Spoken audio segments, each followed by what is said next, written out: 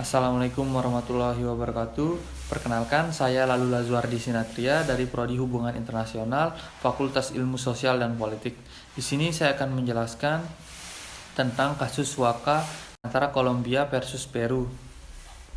Yang pertama, saya menjelaskan tentang pihak yang terlibat sengketa kasus suaka antara Kolombia versus Peru, yang merupakan kasus hukum internasional yang terjadi pada tahun 1950.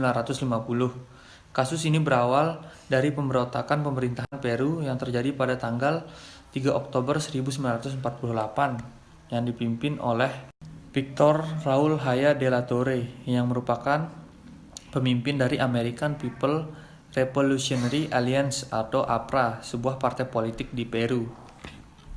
Namun pemberontakan tersebut digagalkan oleh pemerintah Peru pada hari yang sama. Karena kegagalan dalam pemberontakan, Haya de la Torre menjadi buron oleh pemerintah Peru dan diperintahkan untuk ditangkap dan diancam untuk dipidanakan.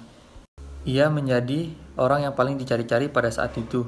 Karena keselamatannya merasa terancam, Victor de la Torre melarikan diri ke kedutaan besar Kolombia di Lima, Peru dengan maksud dan tujuan untuk meminta suaka diplomatik kepada Kolombia. Yang kedua, pokok sengketa. Pada awal bulan Oktober, tepatnya pada tanggal 4 Oktober 1948, Presiden Republik Peru mengungkapkan bahwa siapa dalang dari kejadian tersebut. Presiden menduga bahwa yang menyebabkan peristiwa ini adalah APRA atau American People Revolutionary Alliance yang dipimpin oleh Victor Raúl Haya de la Torre. Kemudian, Victor Raúl Haya de la Torre melarikan diri ke negara tetangga yaitu Kolombia. Ia pun meminta pertolongan serta perlindungan suaka kepada pemerintah Kolombia. Dan akhirnya membuahkan hasil di mana pemerintah Peru memberikan suaka terhadap Victor Raúl Haya de la Torre.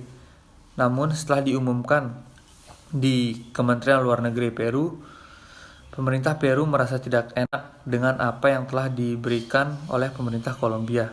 Yang ketiga, argumen masing-masing pihak. Karena menurut pemerintahan Peru, Victor bukanlah seseorang yang layak untuk dilindungi.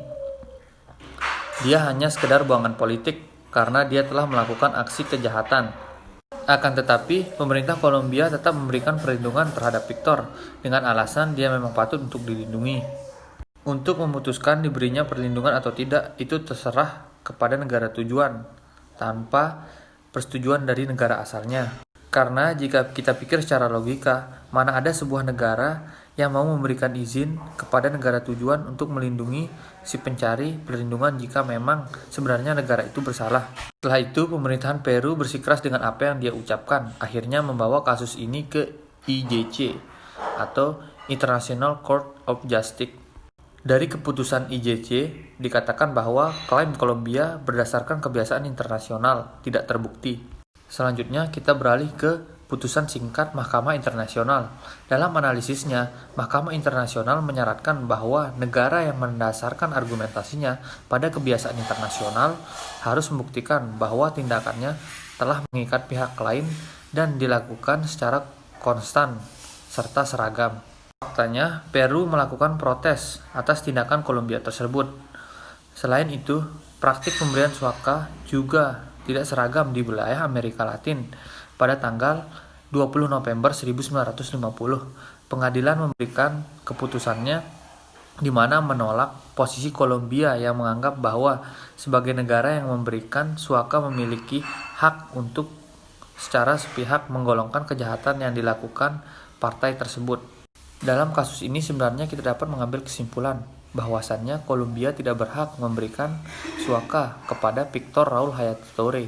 Akan tetapi Kolombia juga tidak berkewajiban untuk menyerahkan Victor Raúl Haya de la Torre kepada Peru.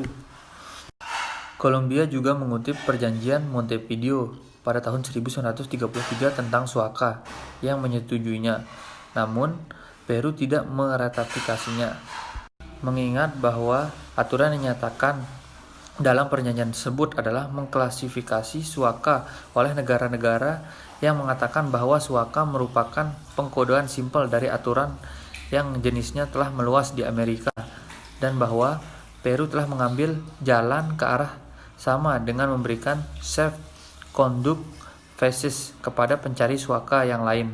Pengadilan mempertimbangkan bahwa Peru tidak termasuk dalam perjanjian Montevideo pada tahun 1933 dan sehingga tidak pada kondisi yang memungkinkan untuk menggunakan prosedur yang biasa. Pengadilan memutuskan bahwa Kolombia tidak berhak memberikan suaka kepada Victor Raúl Haya del Toure dan Peru tidak terkait pada perjanjian Montevideo dan tidak perlu memberikan safe conduct phases kepada Victor Raúl Haya del Toure. Baik, yang terakhir, analisis singkat kebiasaan internasional dalam putusan Mahkamah Internasional. Dalam kasus di atas, kita dapat mengetahui bahwa hukum internasional dan perjanjian internasional yang melindungi kepentingan dari suatu negara telah dilanggar kepentingannya oleh negara lain yang merupakan anggota dari perjanjian tersebut. Kebiasaan internasional yang telah diketahui sebagai salah satu sumber hukum internasional, seperti yang ada pada pasal 38 ayat 1. Mahkamah internasional adalah perilaku atau praktik negara-negara yang dilakukan dalam pengadilan internasional yang berlaku secara umum dan telah diakui atau diterima sebagai hukum internasional. Maka dari itu dalam penyelesaian sebuah sengketa negara maka harus dilakukan hukum internasional. Dalam hukum internasional, suaka merupakan di mana seorang pengungsi atau pelarian politik mencari perlindungan, baik di wilayah suatu negara maupun di dalam lingkungan gedung perwakilan diplomatik dari suatu negara. Jika perlindungan diberikan, pencari suaka menjadi kebal dari proses hukum yang menjerat di mana pencari suaka tersebut. Baik, sekian presentasi atau pemaparan materi dari saya tentang kasus suaka antara Peru versus Kolombia. Mohon maaf jika ada kesalahan. Wabillahi taufiq wal hidayah. Wassalamualaikum warahmatullahi wabarakatuh.